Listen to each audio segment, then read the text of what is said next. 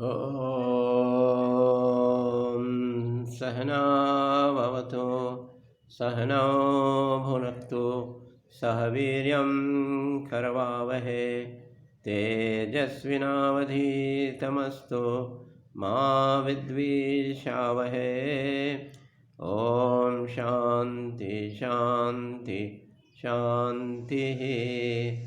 ॐ सहना ॐ आप्यायन्तु ममाङ्गानि वाक्प्राणचक्षुः श्रोत्रमथो बलमिन्द्रियाणि च सर्वाणि सर्वो ब्रह्म उपनिषदं माहं ब्रह्म निराकुर्यात् मा ब्रह्म निराकरोद निराकरणमस्तु अनिराकरणमे अस्तु तदात्मये निरतेय उपनितस्तु धर्मा ते मयि सन्तु।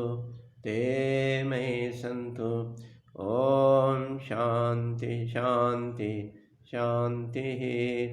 ॐ पूर्णमदः पूर्णमिदं पूर्णात् पूर्णमुदच्यते पूर्णस्य पूर्णमादाय पूर्णमेवावशिष्यते। ॐ शान्ति शान्ति शान्तिः। आज हम केन उपनिषद के चतुर्थ खंड पर चर्चा करेंगे। प्राणियों में कर्तृत्व भोक्तत्व का अभिमान है। वह देवताओं के लिए विजय आदि के अभिमान के समक्ष मिथ्या है। यह दिखाने के लिए यह व्याख्यान प्रारंभ किया जाता है। वह यक्ष जिस स्थान पर अदृश्य हुआ था उसी स्थान में इंद्र खड़ा रहा, सोचता रहा कि यह यक्ष कौन है। तभी इंद्र की भक्ति से प्रसन्न होकर उमा प्रकट हुई। तब इंद्र ने उनसे पूछा कि उमा देवी ने इंद्र को बताई कि तुम जिस यक्ष के रूप में अंतर्ध्यान होते दिखे थे वे साक्षात ब्रह्म हैं।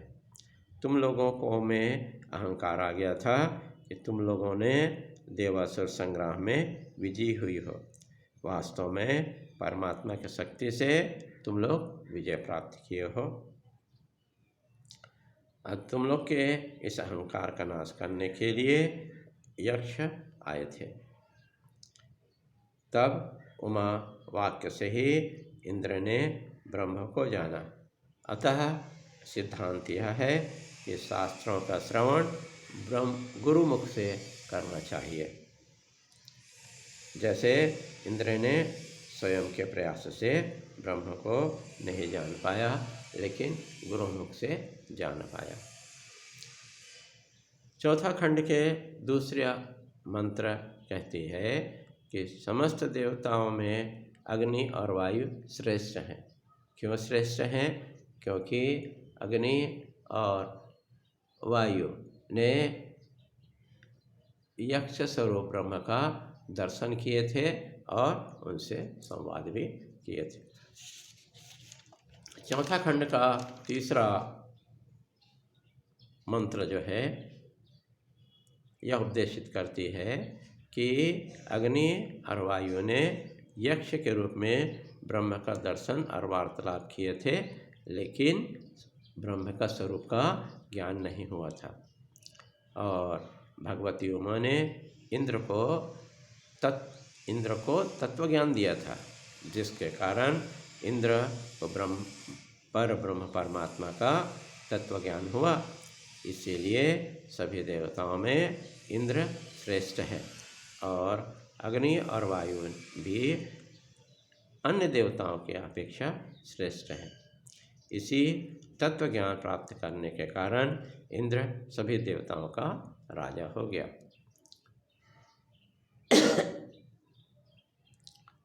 चौथा खंड के चौथा मंत्र में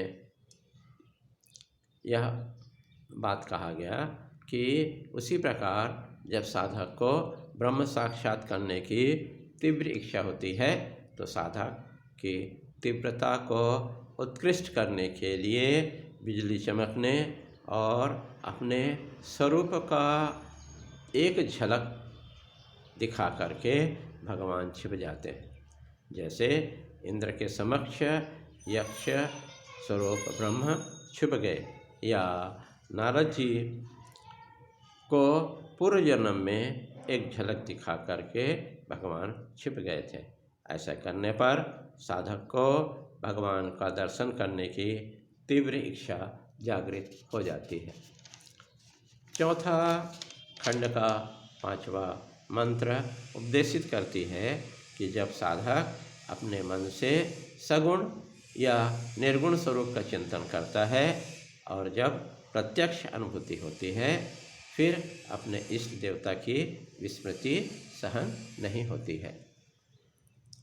मन को ब्रह्म में एकाग्र कर स्मरण करो और मन को संकल्प विकल्प न करके बाहर मत जाने दो, और बाहर से बार बार खींच करके अंतर्मुखी बनाओ, क्योंकि मंद बुद्धि पुरुषों के द्वारा निरापुधिक ब्रह्म का निश्चय संभव नहीं है।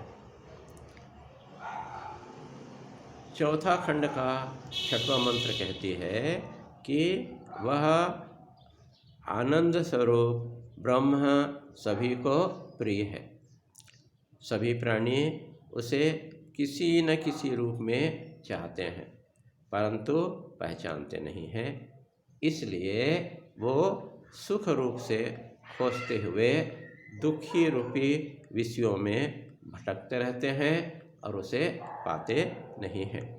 अतः साधकों को चाहिए कि अचल अमर अनंत परमानंद परमात्मा का नित्य निरंतर नाम या भजन चिंतन करते रहे, और जब तक वह परमात्मा का साक्षात्कार नहीं कर लेता है।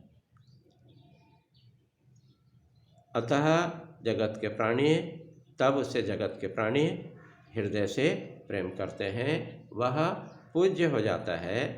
भजन का अर्थ है मैं सदा हूँ, मेरा नाश नहीं होता है। चौथा खंड का 7वां मंत्र कहती है कि गुरुदेव से ब्रह्म विद्या का उपदेश सुन करके पूर्ण रूप से न समझने पर पुनः ब्रह्म विद्या का उपदेश देने का प्रार्थना शिष्य ने किया और कहा कि मुझे निर्गुण ब्रह्म को बताओ और ब्रह्म का अनुभव करने का साधन बताओ।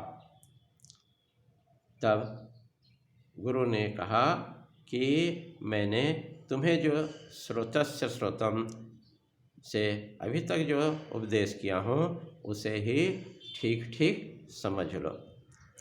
स्मरण रखें कि बिना सगुण ब्रह्म को समझे निर्गुण ब्रह्म को नहीं समझा जा सकता। जैसे मुसलमान भाई, ईसाई भाई, निरंकारी राधा स्वामी ब्रह्म को समझने का प्रयास करते हैं। इस प्रयास में वे हत्या, हिंसक या एकदम नास्तिक भी बन जाते हैं। अतः पहले सगुण ब्रह्म को समझना, फिर निर्गुण ब्रह्म को समझना चाहिए।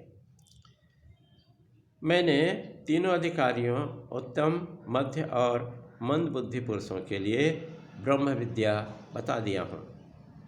ब्रह्म विद्या का कोई अंग नहीं। ब्रह्म विद्या में कोई पूजा पाठ यज्ञ कुछ नहीं करना होता।